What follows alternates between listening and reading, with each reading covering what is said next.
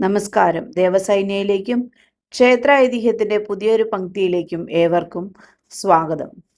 ഇന്നു മുതൽ പുതിയൊരു ക്ഷേത്ര പരമ്പര ആരംഭിക്കുന്നു. തൃക്കൊടിത്താനം മഹാവിഷ്ണു ക്ഷേത്രം. കോട്ടയം ജില്ലയിൽ ചങ്ങനാശ്ശേരിക്കടുത്ത് തൃക്കൊടിത്താനം ദേശത്ത് സ്ഥിതി ചെയ്യുന്ന ഒരു മഹാക്ഷേത്രമാണ് തൃക്കൊടിത്താനം മഹാവിഷ്ണു ക്ഷേത്രം. അത്ഭുത നാരായണൻ എന്ന പേരിൽ അറിയപ്പെടുന്ന മഹാവിഷ്ണു ഭഗവാനാണ് ക്ഷേത്രത്തിലെ മുഖ്യപ്രതിഷ്ഠ. കൂടാതെ ഭഗവാന്റെ ദശാവതാരങ്ങളിൽ 4ാമത്തെ അവതാരമായ നരസിംഹമൂർത്തിയും തുല്യ പ്രാധാന്യത്തോടെ ഈ ക്ഷേത്രത്തിൽ കുടികൊള്ളുന്നുണ്ട്.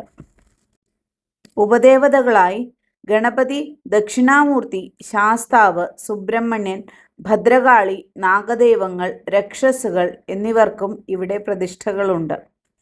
ചെങ്ങന്നൂരിനും ചങ്ങനാശ്ശേരിക്കുമിടയിൽ സ്ഥിതി ചെയ്യുന്ന പഞ്ചപാണ്ഡവരുമായി ബന്ധപ്പെട്ടിരിക്കുന്ന 5 വിഷ്ണു ക്ഷേത്രങ്ങളിലൊന്നാണ് ഇത്.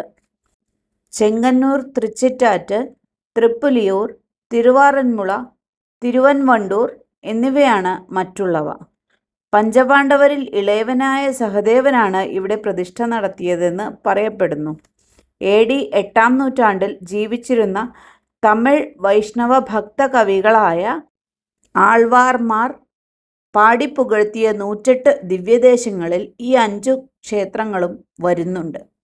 വൃശ്ചിക മാസത്തിൽ രോഹിണി നാളിൽ ആറാട്ടായി നടക്കുന്ന 10 ദിവസത്തെ കൊടിയേറ്റുത്സവവും ഇതിനിടയിൽ തൃക്കാർത്തിക ദിവസം നടക്കുന്ന ദീപമഹോത്സവവുമാണ് ഈ ക്ഷേത്രത്തിലെ പ്രധാന ആണ്ടുവിശേഷം. കൂടാതെ ചിങ്ങമാസത്തിലെ അഷ്ടമി രോഹിണി, വൈശാഖ മാസത്തിലെ നരസിംഹ ജയന്തി തുടങ്ങിയ ദിവസങ്ങളും അതിവിശേഷമാണ്. തിരുവിതാംകൂർ ദേവസ്വം ബോർഡിന്റെ കീഴിലാണ് ഈ മഹാക്ഷേത്രം. ഇനി ക്ഷേത്ര നിർമ്മിതിയെപ്പറ്റി പറയാം. ക്ഷേത്ര കവാടം ഉയർന്ന ചുവരുകളും ചെത്തി മിനുസപ്പെടുത്തി അതിസൂക്ഷ്മമായി കൂട്ടിവിളക്കിയ കല്ലുകളും ഈ ക്ഷേത്രത്തിനൊരു കോട്ടയുടെ പ്രതീതി നൽകുന്നുണ്ട്. കൂടാതെ 2-3 ഏക്കറോളം വിസ്തൃതിയിൽ വ്യാപിച്ചു കിടക്കുന്ന ഒരു കുളവും ഇവിടെയുണ്ട്.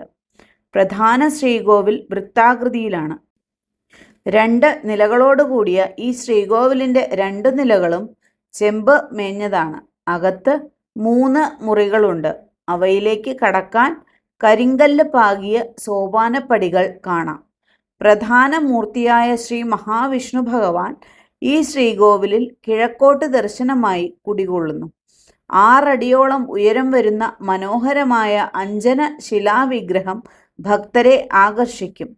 ചതുർബാഹുവായ ഭഗവാൻ ശംഖ്, ചക്രം, ഗദ, താമര എന്നിവ 4 കൈകളിലും ധരിച്ചിരിക്കുന്നു. പ്രധാന വിഗ്രഹത്തിന് സമീപമായി തന്നെ ഒരു അർച്ചനാബിംബവും ഒരു ശീവേലി ബിംബവും ഉണ്ട്. ഇവ ലോഹനിർമ്മിതമാണ്. പടിഞ്ഞാറു ഭാഗത്ത് ഭഗവാന്റെ 4ാമത്തെ അവതാരമായ നരസിംഹമൂർത്തി കുടികൊള്ളുന്നു. അത്യുഗ്രമൂർത്തിയായ നരസിംഹമൂർത്തിയെ പ്രീതിപ്പെടുത്താൻ പാൽപായസത്തിൽ ശർക്കരയിട്ട് പ്രത്യേക നിവേദ്യവും ഉണ്ട്. ശ്രീകോവിലിനു മുന്നിൽ വലിയ നമസ്കാര മണ്ഡപമുണ്ട്. ധാരാളം കൊത്തുപണികളും ശില്പങ്ങളും നിറഞ്ഞ ഈ മണ്ഡപത്തിലാണ് ഉത്സവകാലത്ത് കലശപൂജ നടക്കുന്നത്. ഇതിൻ്റെ മച്ചിൽ അഷ്ടദിക്പാലകരും ബ്രഹ്മാവും വാഴുന്നു.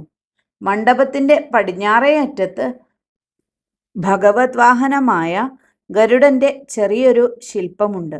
ഇതിലും പൂജകൾ നടത്തുന്നു. മണ്ഡപത്തിന് തെക്കുഭാഗത്ത് തിടപ്പള്ളിയും വടക്കുഭാഗത്ത് കിണറും കാണാം. ശ്രീകോവിലിന് ചുറ്റും ധാരാളം ചുവർച്ചിത്രങ്ങളും ദാരുശില്പങ്ങളും ഉണ്ട്. വിവിധ പുരാണ കഥകളിൽ നിന്നുള്ള രംഗങ്ങളും ഇതിൽ നിറഞ്ഞു കാണുന്നു.